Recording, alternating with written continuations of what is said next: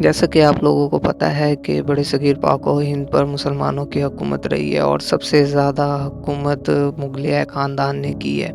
اس video میں ہم کسی بادشاہ کی بات نہیں کرنے والے، اس ویڈیو میں ہم سمبل آف ٹاپ کے بارے میں بات کرنے والے ہیں، یعنی تاج محل کے بارے میں۔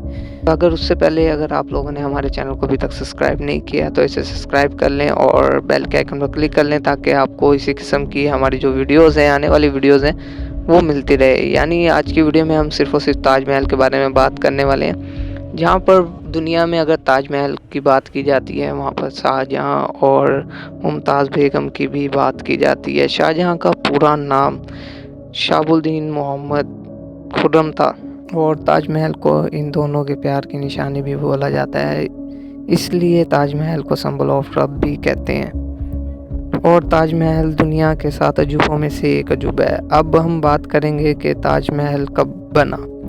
ممتاز بیگم کو اس کی وفات کے 6 ماہ کے بعد برہان پورے سے آگرہ لایا گیا اور دریا جمنا کے کنارے منتقل کر دیا گیا، اور یہ زمین ایک بادشاہ کی ملکیت تھی۔ شاہجہاں نے بادشاہ کو ایک خوبصورت حویلی تحفے میں دی اور یہ جگہ لے لی۔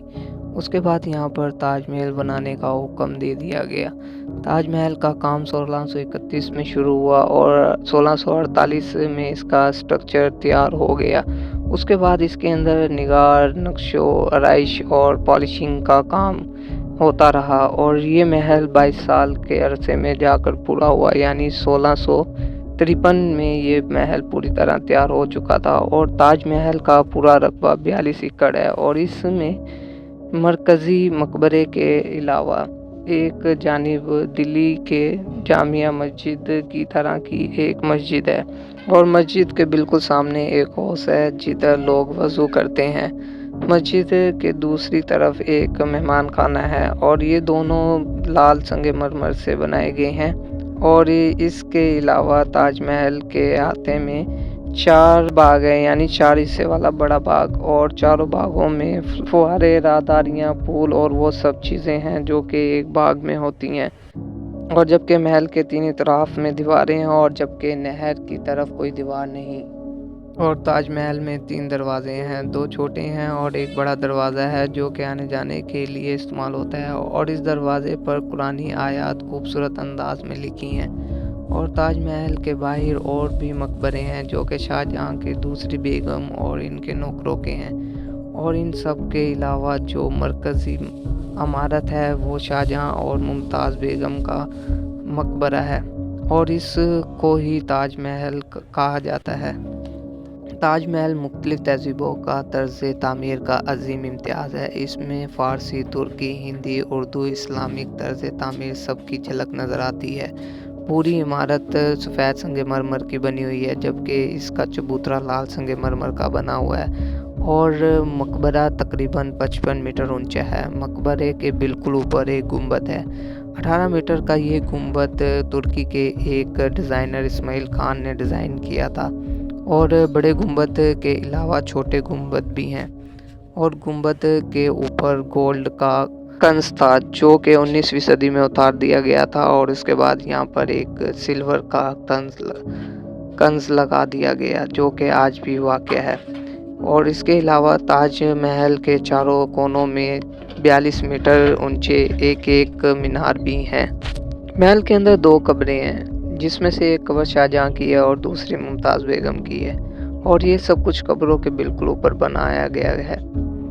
اور اصل قبریں تہہ خانے میں ہیں جن کو شاہجہاں کے دور سے ہی بند کر دیا گیا تھا۔ اس کے علاوہ تاج محل میں بہت سے خفیہ راستے اور کمرے ہیں جن کو شاہجہاں کے دور سے ہی بند کر دیا گیا تھا اور وہ آج تک بند ہیں۔ ایک اندازے کے مطابق تاج محل پر کروڑوں روپے کا خرچہ آیا تھا، یعنی اگر آج کے دور کے روپے میں بات کی جائے تو اربوں روپے کا خرچہ تاج محل کو بنانے پر آیا تھا، کیونکہ تاج محل کی تعمیر میں 20,000 سے زائد کاریگر اور مزدور کام کر رہے تھے۔ اور تاج محل کو بنانے میں جن پتھروں کا استعمال کیا گیا تھا اس میں سفید سنگ مرمر جو کہ راجستھان سے منگوایا گیا تھا، اور اس کے علاوہ 28 قسم کے اور بھی مختلف قیمتی پتھروں کا استعمال تاج محل کو بنانے میں کیا گیا تھا جن کو دوسرے ملکوں سے لایا گیا تھا، جس میں سے تبت، اٹلی، سری لنکا، افغانستان شامل ہیں، اور تاج محل جیومیٹری کے حساب سے اور حساب کتاب کے حساب سے بالکل پرفیکٹ بنا ہوا ہے۔ اگر کوئی بھی اس کو دیکھے گا تو حیران رہ جائے گا، اور ہر دور کے ماہرین تعمیرات نے اس کو مغلیہ آرکیٹیکٹ کا شاہکار مانا ہے۔ اور تاج محل فن خطاطی کے اعلیٰ نمونوں سے بھی سجا ہوا ہے۔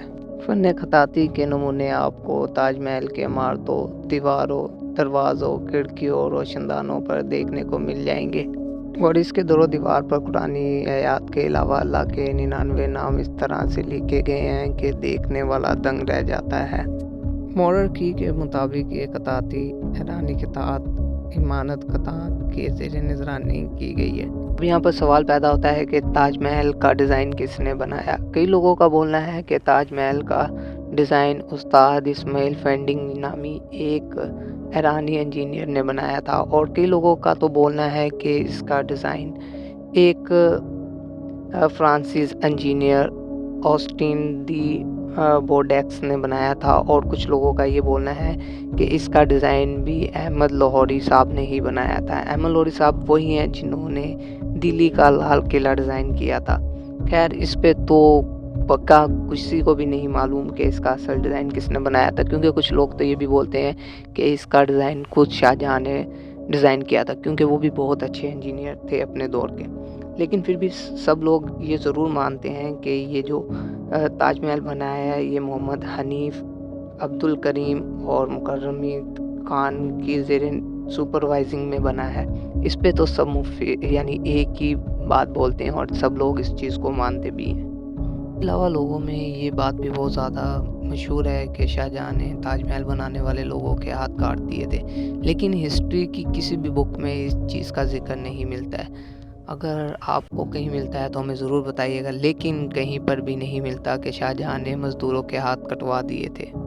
اور کچھ عرصہ یہ بات بھی لوگوں میں افواہ کی طرح پھیلتی رہی کہ یہ جو تاج محل ہے یہ ہندو کے بھگوان نے بنایا ہے، جبکہ شاہجہاں نے نہیں بنوایا ہے۔ اور تاج محل میں بہت سے فیکٹس بھی آپ کو دیکھنے کو ملیں گے، جیسے کہ تاج محل کا بالکل وائٹ ہونا۔ تاج محل میں جو سنگ مرمر لگا ہوا ہے وہ بالکل وائٹ ہے، اور آج بھی آپ کو وائٹ ہی نظر آئے گا۔ اور تاج محل پر لگا پتھر رنگ بھی بدلتا ہے، صبح کے ٹائم اس کا رنگ کچھ اور شام کے ٹائم اس کا رنگ پنک ہو جاتا ہے۔ اور یہ بھی کہا جاتا ہے کہ دریا والی سائڈ کی طرف جو دروازہ ہے وہی اس کا اصل دروازہ تھا۔ بادشاہ اور دوسرے لوگ دریا کو پار کر یعنی کشتیوں کے ذریعے اس محل کے اندر داخل ہوتے تھے۔ دوسری جنگ عظیم کے وقت اور باقی جنگوں کے وقت اس کے اوپر کھور چڑھا دیا گیا تھا تاکہ بمباری کے وقت اس کے اوپر کچھ بھی نقصان نہ پہنچے۔ اور دنیا بھر میں اس کے علاوہ اور بھی بہت سی ایسی عمارتیں ہیں جو کہ تاج محل کو بنا کر ہو اس کو کاپی کر ہی بنائی گئی ہیں۔ اس کی 2 کاپی ہے، وہ چائنا اور بنگلہ دیش میں پائی جاتی ہیں۔ اور اس کے علاوہ شاہجہاں کا عرس بھی تاج محل میں بنایا جاتا ہے، اور اس دن آنے والے لوگوں کو شاہجہاں کی اصل قبریں یعنی ان کے بیسمنٹ میں جو قبریں ہیں وہ اصل قبریں بھی دکھائی جاتی ہیں۔ اور اس کے چاروں اطراف میں جو مینار ہیں وہ باہر کی طرف جھکے ہوئے ہیں، بالکل سیدھے نہیں ہیں۔ وہ اس لیے جھکائے دیے گئے تھے تاکہ اگر کوئی زلزلے یا کسی اور وجہ سے اگر یہ مینار گریں تو عمارت کے اوپر بالکل نہ گریں بلکہ باہر کی جانب گریں۔